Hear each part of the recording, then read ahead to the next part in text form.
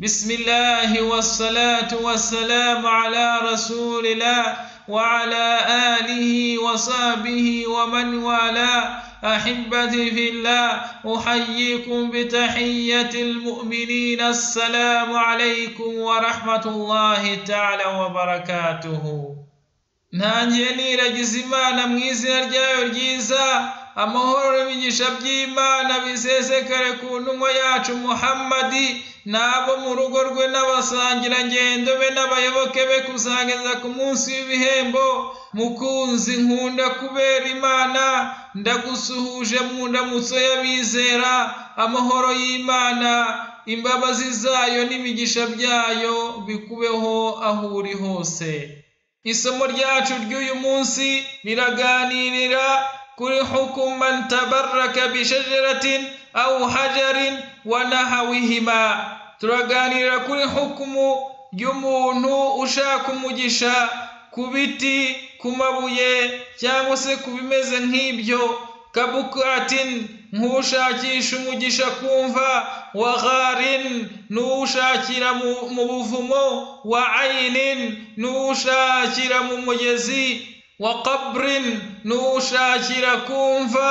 Hari abantu usanga basenga imva, basenga ubuvumo, basenga amabuye, basenga imigezi, bizera yuko yabaha umugisha. Allah subhanahu wa ta'ala atubwira abantu bafite ukwizera nk'uko nguko ko ari ababangikanya Imana muri surati Najm aya ya 19 kugeza ku aya 23.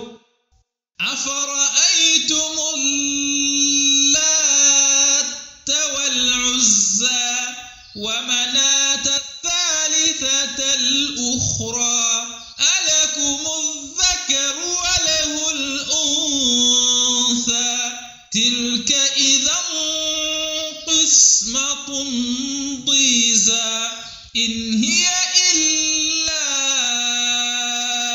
asma'un sammaytumuha antum wa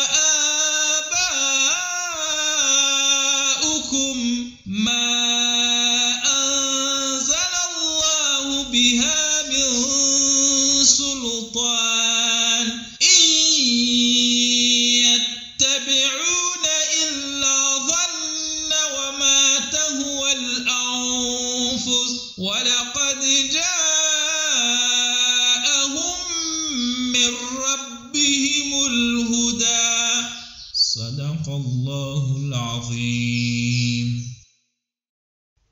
Imamul Qurtubi amaze kutubwira izi aya kugeza ku aya igira iti walaqad ja'ahum min rabbihimul huda. Imana imaze guhishura intumwa yayo Muhammadin sallallahu alayhi wa sallama imyemerere y'abariya abantu babangikanya Imana, bagishije impaka intumwa y'Imana Muhammadin sallallahu alayhi wa sallama. Imam al-Qurtubi aratubwira ati kanatil latu lithaqifi, ikigirwamana cya Latu cyari ikigirwamana cy'umuryango wa Thaqifi. Wal Uzza al-Quraishi, naho ikigirwamana cya Uzza cyari ikigirwamana cy'Abakuraishi bene Kinana. Wa Manata li Bani Hilalin, naho ikigirwamana cya Manata cyasengwaga cyambazwaga na bene Bani Hilali. وقال هشام بن الكلبي في الأصنام, naho Hishami mu gitabo cye cyitwa al-Asnam, kanat manatul Huzairin wa Khuza'ata, avuga yuko ikigirwamana cya Manatu cyasengwaga n'umuryango wa Huzairin na Khuza'a. ذكر صفة هذه الأوثان ليعرف المؤمن كيفية الأوثان وكيفية عبادتها وما هو شرك العرب الذي كانوا يفعلونه حتى يفرق بين التوحيد والإخلاص وبين الشرك والكفر.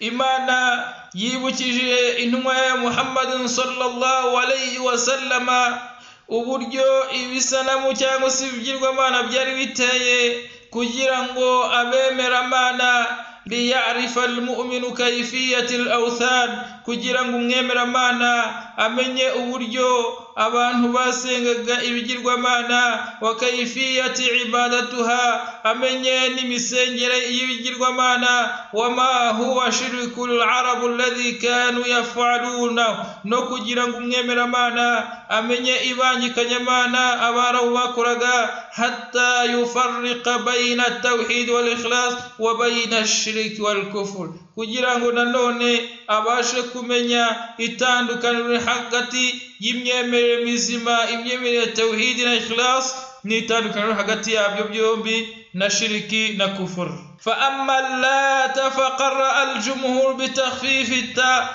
al-jumhur basomye lata ta ubayoroheje naho abandi barimo ibn Abbas na Ibn Zubayri na Mujahidi na Humaydi na Abu Salih na Ruwais babikuye kuri Yaqub basomye allata batsindagiyeta bitashdid bashyizeho shadda fa'ala al-ula qala al-Aqmashi sammu allata min al-ilahi wal-uzza min al-aziz tugendeye ku gisomo cya mbere cy'abal-jumhur al-A'mashi aravuga ati izina rya lata barikuye kuri al-ilahi wal-uzza min al-azizi naho uzza barikura ku izina ry'Imana rya al-azizi Ibn Jarir aravuga ngo kanu qad ishtaqqa ismuha izina ry'icyo kigirwamana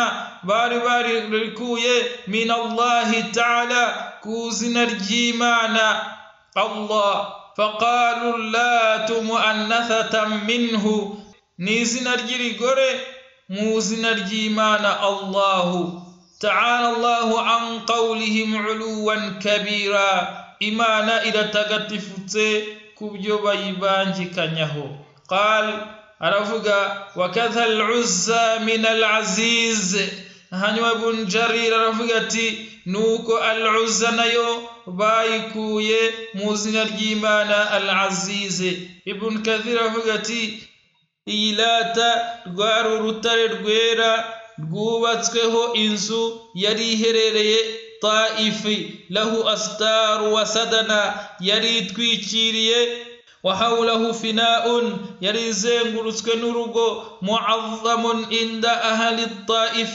إشجيرغو مالشك وشاررمغا عند أهل الطائف نبانه بالطائف وهم ثقيف ومن تابعها أو بانه وكبري بين الثقيف نباب كريشرغا يفتخرون به على من عاداهم من أحياء العرب بعد قريش biratanaga bishongoranaga iki kigirwamana ku bataribo mu baturage b'Abarabu nyuma y'Abakuraish qala Hisham ibn al-Kalbi Hisham al-Kalbi ravugati وكانت في موضع مسجد الطائف اليسرى igirwamana cyarigere ku musigituri Taif ibumoso icyo kigirwamana cya lata cyagomeje kubaho kugeza ubwo bene Thaqif babaga abayisilamu fab'atha Rasulullah sallallahu alayhi wa sallam al-Mughirata